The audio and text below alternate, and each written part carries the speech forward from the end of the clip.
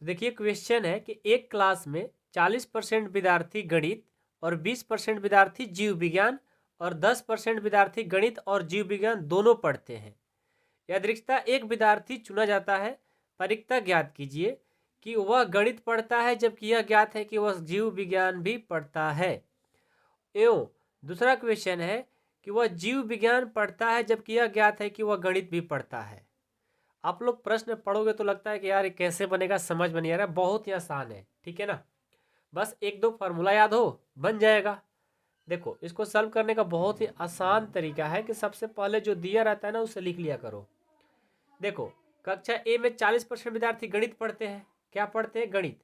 तो मैं क्या कर लेता हूँ कि जो गणित पढ़ते हैं ना उसको ए मान लेता हूँ और जो जीव विज्ञान पढ़ते हैं उसको बी मान लेता हूँ। ठीक है, तो मैंने कर दिया कि ए बराबर 40% विद्यार्थी 40% विद्यार्थी गणित पढ़ते हैं। गणित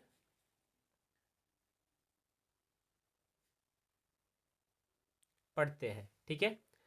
तो 40% गणित पढ़ते हैं तो पहले इसका क्या निकालेंगे? इसका हम प्रोबेबिलिटी ऑफ ए जो गिवन है वो कितना है? 40%। तो 40% को मैं क्या लिख सकता हूँ? 40/100 लिख सकता हूँ। 40/100। अब 40 में 100 से भाग देंगे तो क्या होगा? 0.4 आएगा। यानी जो गणित पढ़ने वाले स्टूडेंट है 0.4 है, ठीक है। और जो जीव विज्ञान है उनको मैं बी मान लेता हूँ।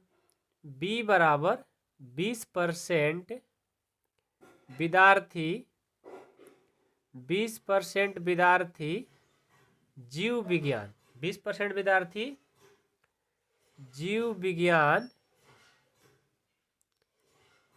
विज्ञान पढ़ते हैं, ठीक है। तो मैं इसको लिख सकता हूँ प्रोबेबिलिटी ऑफ बी। ये कितना है? 20%। और 20% को मैं क्या लिख सकता हूँ? 20/100। जब इसको मैं भाग करूंगा तो आएगा 0.2, ठीक है। अब साथ में 10% दोनों पढ़ने वाले हैं, ठीक है। तो मैं उसको क्या कर सकता हूँ? ऐसा तो बोल सकता हूँ ना कि प्रोबेबिलिटी ऑफ या P probability of A intersection B. देखो आप लोग चैप्टर 1 में सेट पढ़े होंगे। तो विद्यार्थी ए जो है गणित पढ़ते हैं और विद्यार्थी बी जो है जीव विज्ञान पढ़ते हैं। अब ये दोनों मिलाकर के 10% वाले हैं। तो इसका मतलब हुआ कि probability of A intersection B. Intersection का मतलब क्या पढ़ाया गया था आप लोग 11th क्लास में? कॉमन जो दोनों में रहता है उसको इंटरसेक्शन बोलते हैं। ये कितने परसेंट है? 10%।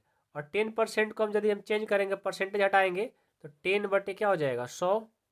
भाग देंगे 0.1 हो जाएगा।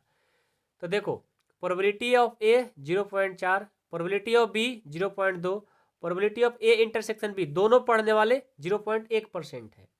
आपका आधा काम हो गया। अब प्रश्न जो बोला है वो काम करो। क्या बोला है फर्स्ट प्रश्न?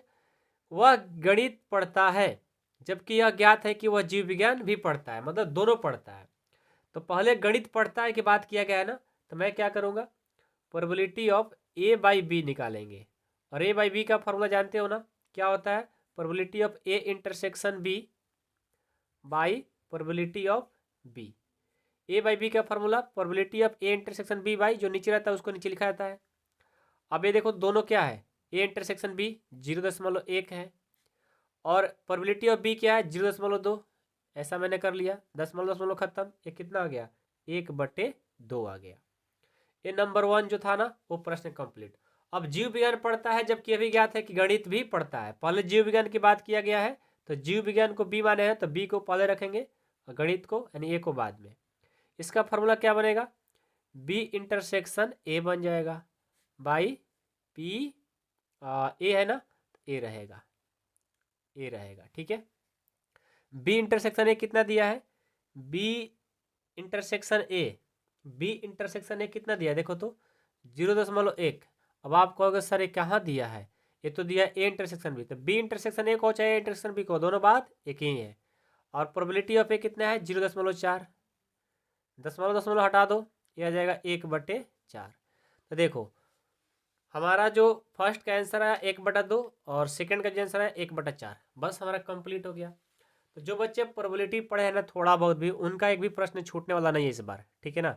इसलिए ध्यान से पढ़ो, कोई प्रॉब्लम नहीं होगा, सारे क्वेश्चन आप लोगों को समझ में आएंगे, बस अच्छे से पढ़ाई करना है, ठीक है। तो प्रश्न संख्या 1 कंप्लीट होता है। उम्मीद करता हूँ आप लोग को पसंद आएगा, तो वीडियो को लाइक करिएगा और एग्जाम में जाने से पहले इसको बना करके जाइएगा। Thank you so much.